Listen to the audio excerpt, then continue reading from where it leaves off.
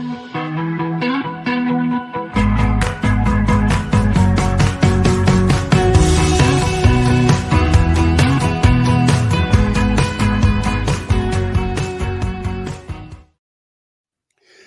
and welcome to Nolan Financial Radio. My name is Chris McKinney from Nolan Financial Partners. If you'd like more information about you here during our show today, give us a call at 719-210-4242 or visit online at nolanfinancialpartners.com. And while at our website, click on the radio page, check out our past shows, and subscribe to our program on Apple Podcasts, Spotify, or Apple Music. The great wealth transfer is already underway, and trillions of dollars are moving from one generation to the next. Here's the problem. Too many families are unprepared. Without the right planning, wealth can slip away. Family conflicts can arise and legacies can be diminished. Today, we're going to explore how the bridge in the generation gap make sure this transfer strengthens, how rather than threatens your family's fortune, how to bridge that gap, right? Bring the baby boomers to the millennials and the Gen Zers, right? How are we going to do that?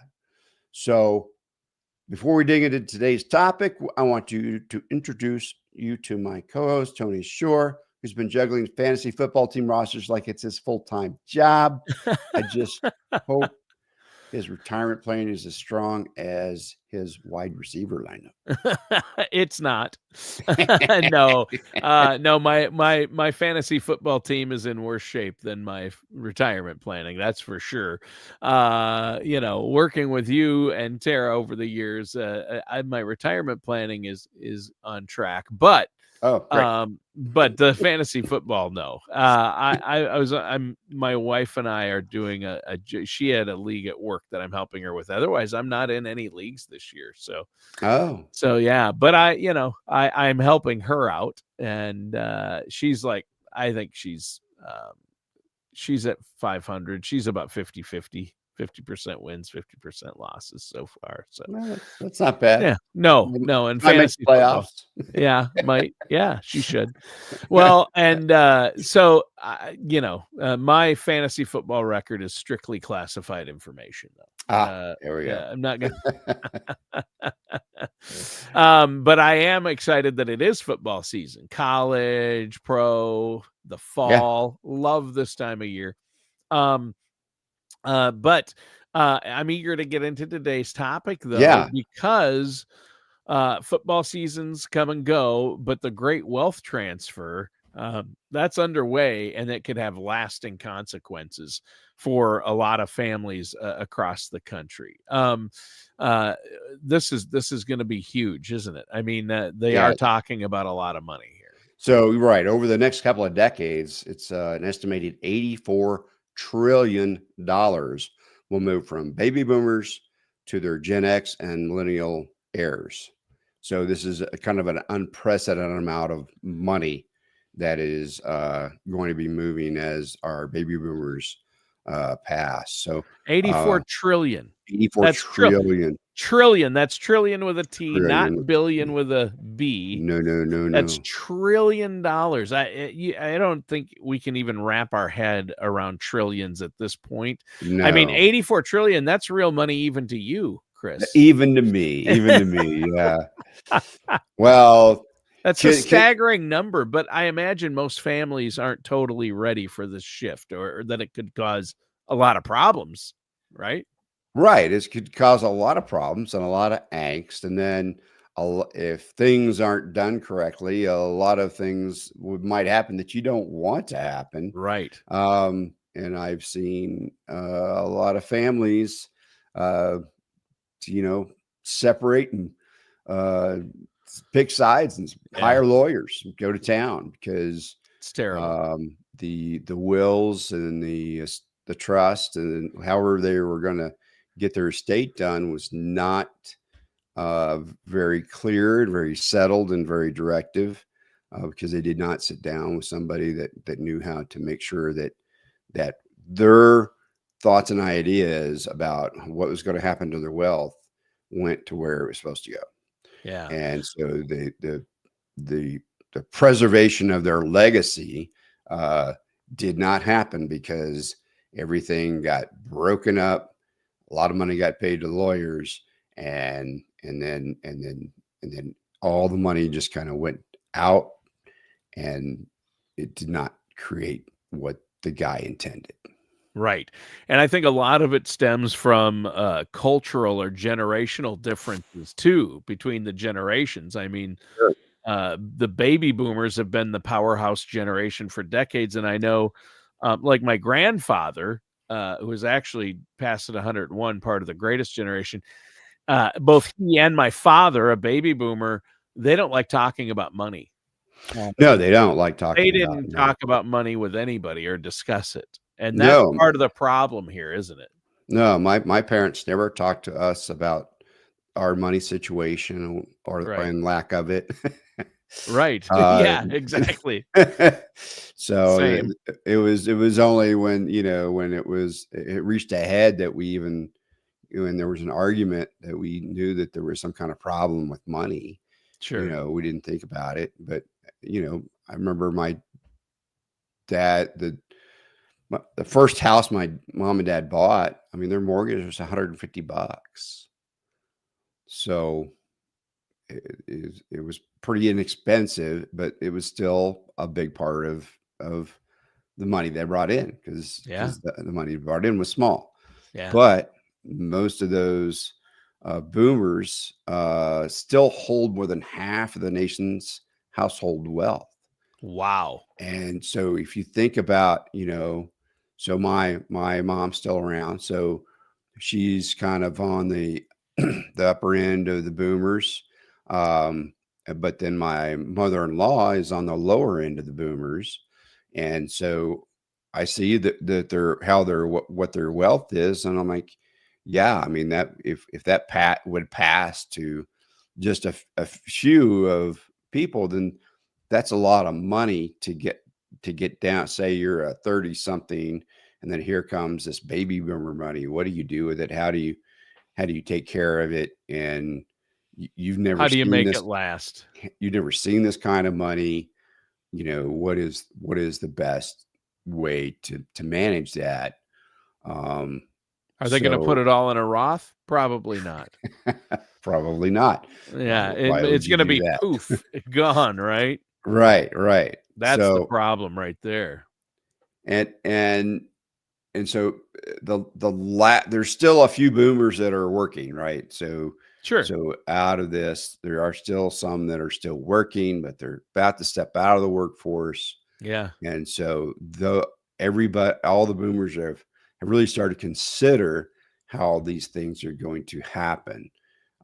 So their fortunes are built through strong salaries and decades of asset growth. I mean, all you had to do was look at the 90s. So a lot of the boomers have money in the market in the 90s. And the 90s created a lot of wealth inside portfolios, seeing, double-digit returns over multiple years in a row.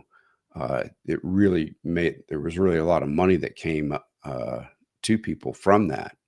So if you had a bunch of money sitting in a 401k, there's a lot of money there. Yeah. So the odds are stacked against them getting things down to their children and grandchildren the way they want them to. Right. Because it creates a ripple effect, decades of growth passing to kids and grandkids. It creates a ripple effect inside families and the entire economy. Right. So that's exactly right. And so, sometimes it may be a business succession plan, because a lot of boomers own businesses. And so farms or businesses. Yeah. Yeah. Farms. My mom's got a farm. So yeah, my dad does. Yeah. And so, how does that going to come to the next generation?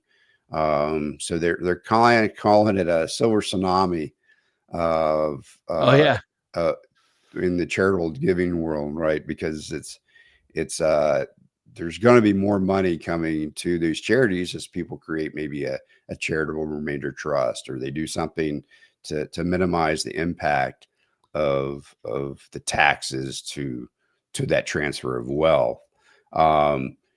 Boomers want their success to become a legacy, right? So if they have all this money, if they have land, if they have businesses, They want these things to last and be part of the next generation's lives. But that's a lot easier said than it is done. So when you say, turning wealth into a lasting prosperity is easier said than done, yeah, that's what you're saying. What do you mean by that? Well, so there's been studies that shows that 7% of families lose inherited wealth by the second generation. So that's 2/3. Wow. So by the time we get down to the third generation, over 90% of families have lost all of that generational wealth. Wow. So it's a well-documented problem. It's kind of called the third generation curse. I mean, only 10% have retained that wealth. Imagine 1 in 10 families that retain that legacy of wealth. 9 out of 10 don't. And the first, but the generation that inherits the money, 70% of them lose it. That's crazy. 70% of the first generation, 70% of them lose it. Now, so the people that are successful do meticulous planning.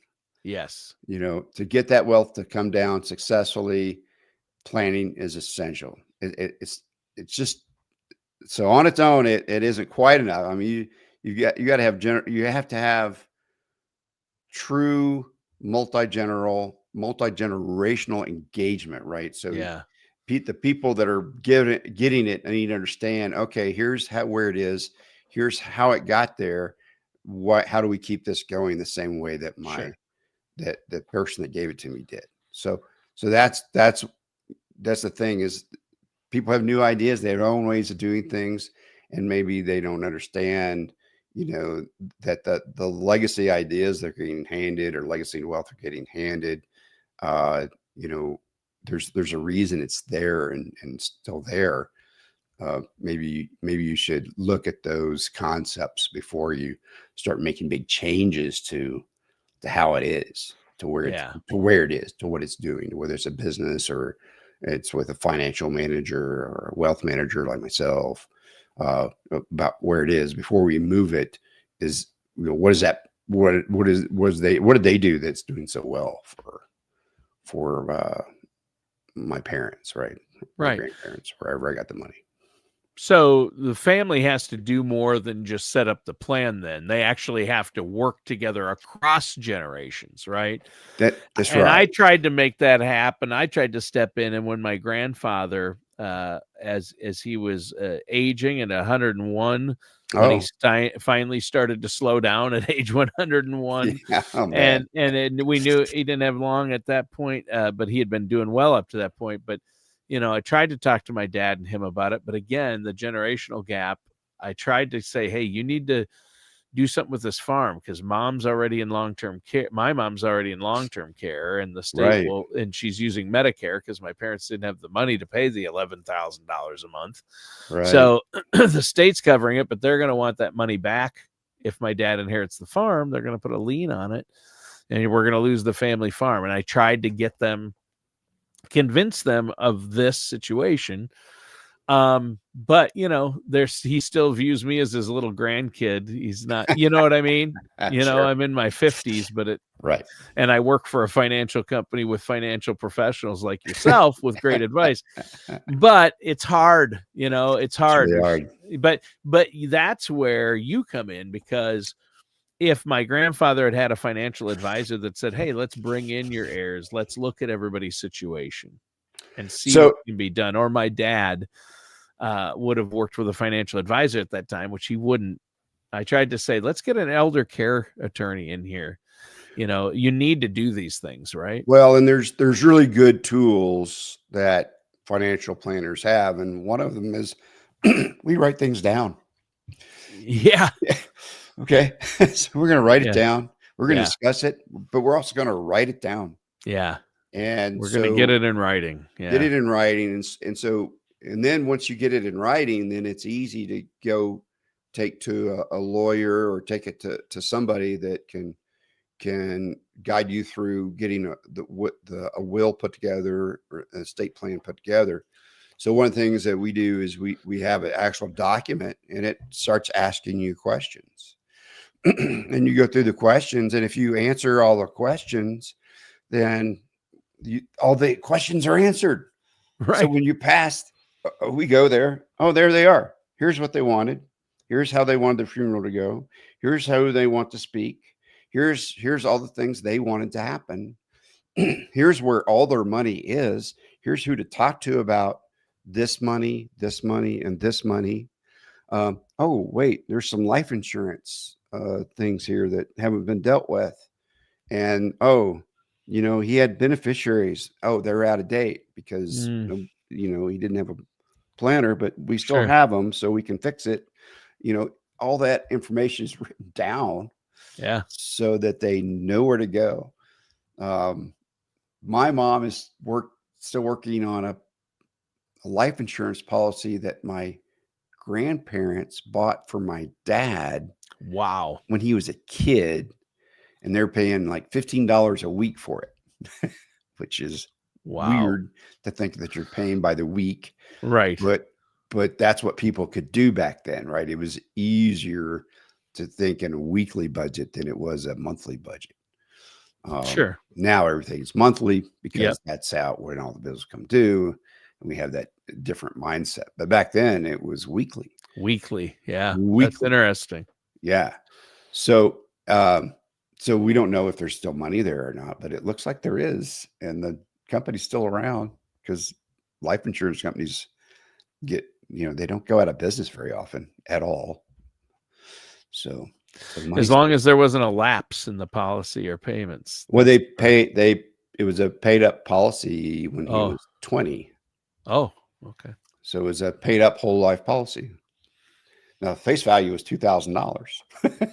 Woohoo! Woohoo! Don't spend it all in one place there, Chris. You might fill up a gas tank with it, but right.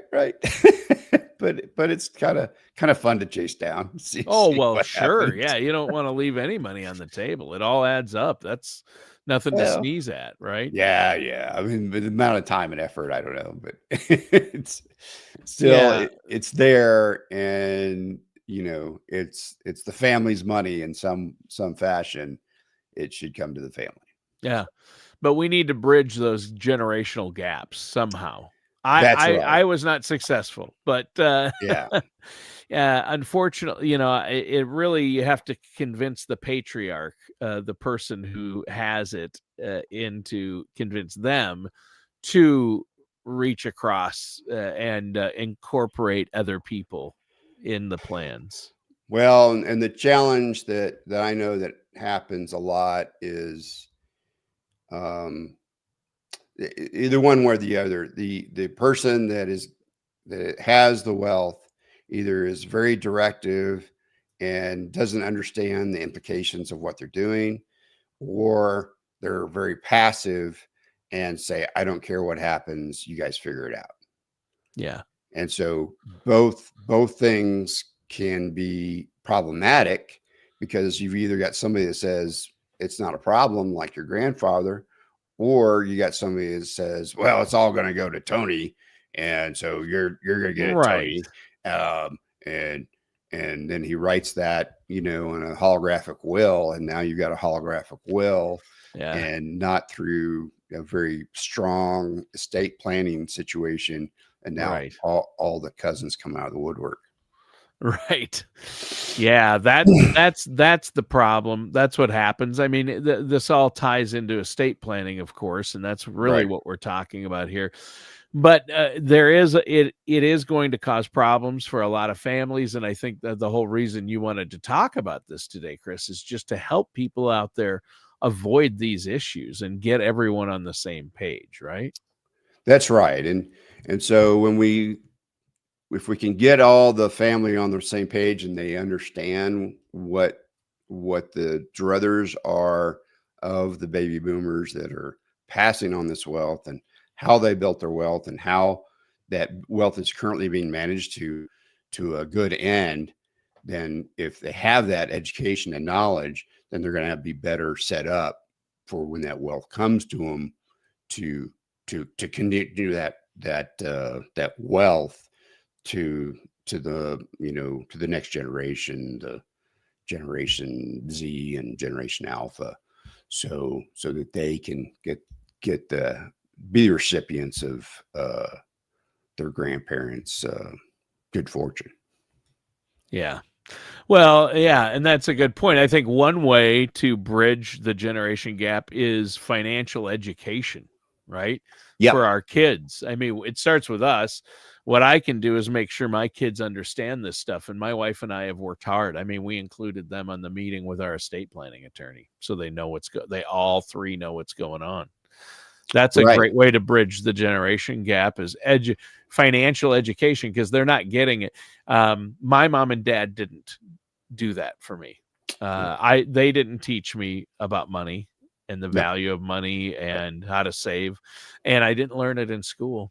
My kids in high school had an elective for 1 quarter or semester of personal finance, where they let the kids learn about investing in the stock market and play the stock market. They have a thing set up where it's not real money, but you can invest and see how you would have done. Oh yeah. And so they make it fun for the kids, but they should be teaching personal finance starting in 6th grade or 7th grade. And it should be required. It should be as required as reading, math, science. It should be a core thing that's taught. I had friends that were in their 20s and they didn't know how to write a check. Oh yeah.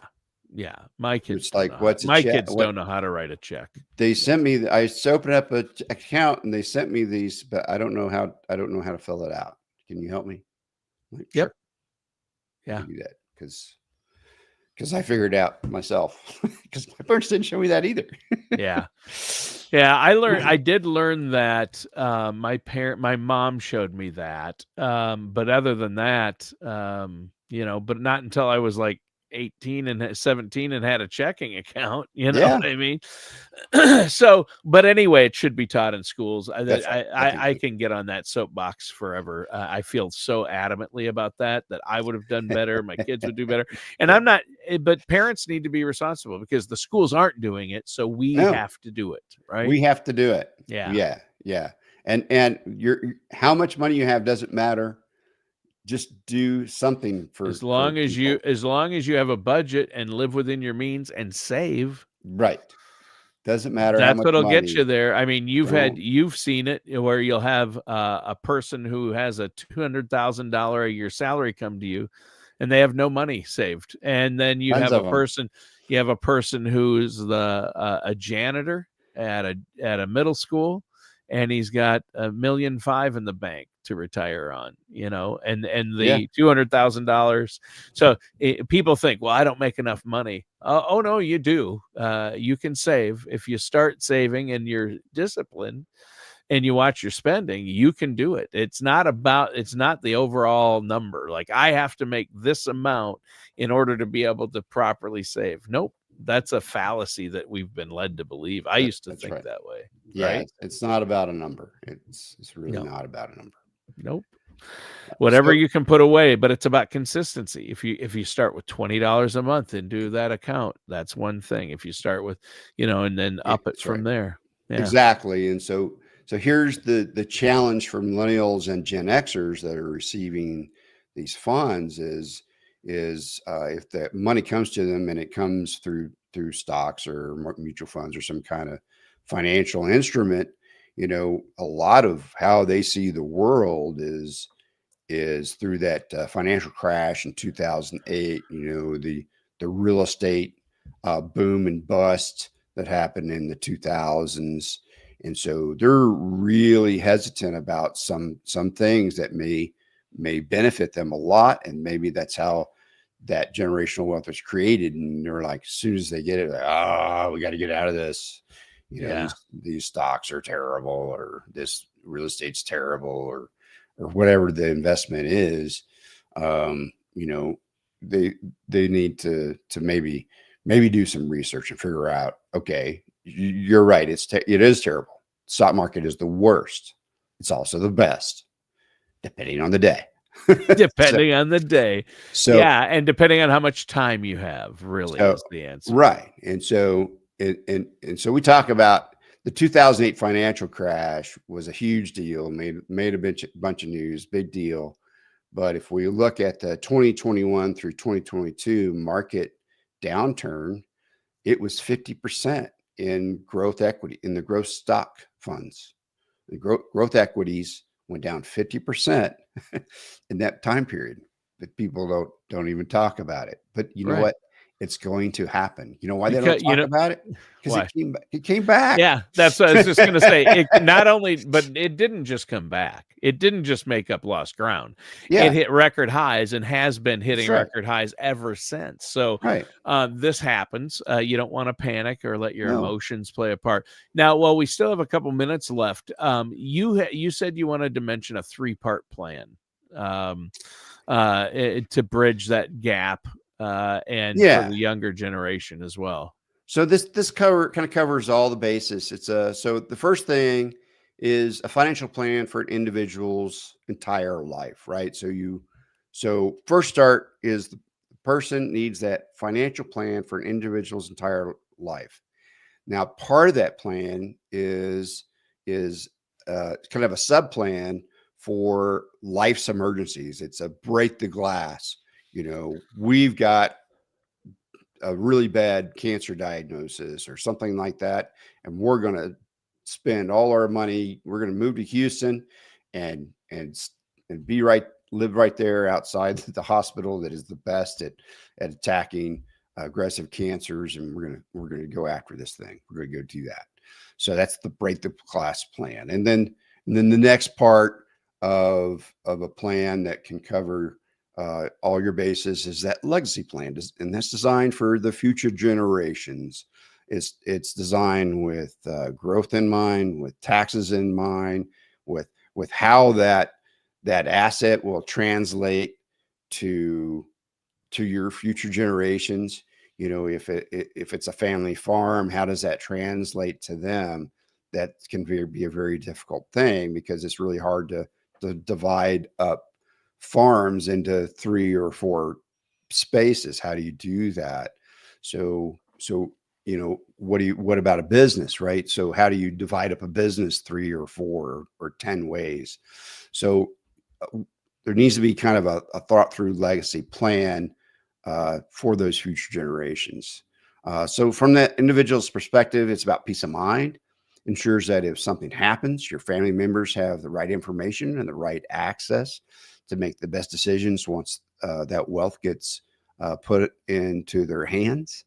So it's really about having that peace of mind, so that they can be comfortable in their own retirement and be satisfied that their legacy is going to be taken care of.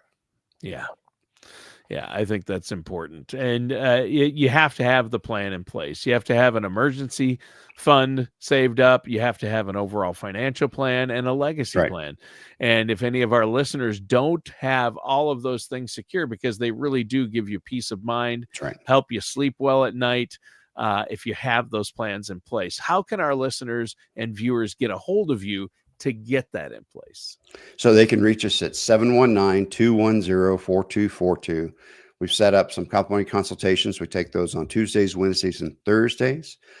Please give us a call, 719-210-4242.